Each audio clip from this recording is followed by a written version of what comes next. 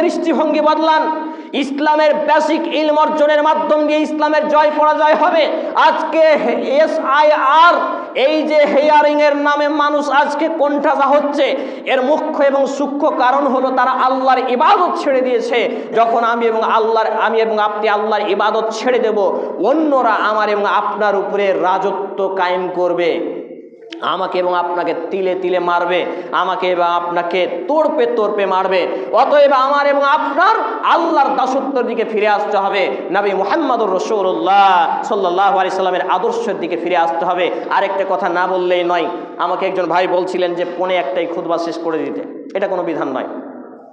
जुमा का खुतबा का मौजू छोटा होना चाहिए, लेकिन छोटा का मतलब ये नहीं कि आधा घंटा में खत्म किया जाए। जुमार दिनेर विषय बस्तु आध घंटाय शेष करते হবে। পৃথিবীর বুকে আসমানের নিচে জমিনের উপরে একটা কোরআনের আয়াত, একটা হাদিস, একটা সলাফদের কল পর্যন্ত নেই। তবে জুমার খুতবা সংক্ষিপ্ত করতে হবে। সংক্ষিপ্ত মানে আধ ঘন্টা নয়। বিষয় শুরু করেছি, বিষয় শেষ করব, তারপরে নামবো। আপনার বিধান কি আছে আমার কোনো দেখার পরোয়া নেই। আপনি কি করে এসেছেন আমি তাও জানি না। যদি আপনার আপত্তি থাকে খুতবা শেষে বসবেন, আপনাকে দলিল দিয়ে যাবেন। সম্মানিত উপস্থিতি ভাই এবং বন্ধুগণ, তাহলে বলছিলাম নিজেকে বদলান, জীবন বদলে যাবে। দৃষ্টিভঙ্গি বদলানোর পাশাপাশি নিজেকে পরিবর্তন করতে হবে।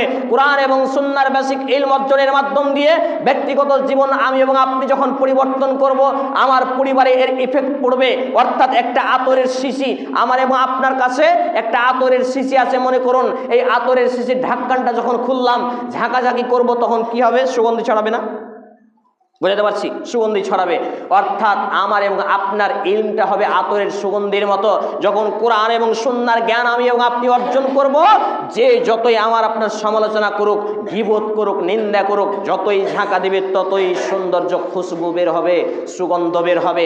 আমি এবং আপনি যখন কোরআন এবং হাদিসের বেসিক ইলম অর্জন করব, সে অনুপাতে নিজে চলবো, নিজের পরিবারকে তাগিদ করব। আল্লাহ রাব্বুল আলামিন বলছেন সূরা আত-তাহরিম 66 নম্বর সূরা 6 নম্বর আয়াত, ইয়া আইয়ুহাল্লাযীনা আমানু কু আনফুসাকুম ওয়া আহলিকুম নারা, 28তম পারা 560 নম্বর পৃষ্ঠায় বর্ণিত হয়েছে।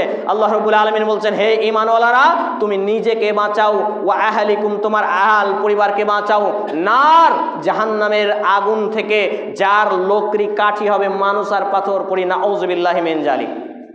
চিন্তা করুন, আমি এবং আপনি নিজেকে জাহান্নামের আগুন থেকে বাঁচাতে পারবো তো? অনেক ব্যক্তিকে যখন বলি যে ভাই নামাজটা ধরেন, বলছে শুক্রবার থেকে পড়বো। কেন শুক্রবার থেকে পড়বেন? যে ড্রেস পোশাক ঠিক নেই, কাপড় ধরি ঠিক নেই। আশ্চর্য অবস্থা, মুসলমান আপনি। তারপর যখন শুক্রবার হলো, শুক্রবার শুরু হয় কখন থেকে? বৃহস্পতিবার মাগরিবের আজান সূর্যাস্তের পর থেকে শুরু হয় শুক্রবার। কিন্তু জুমাটা কি শুক্রবার?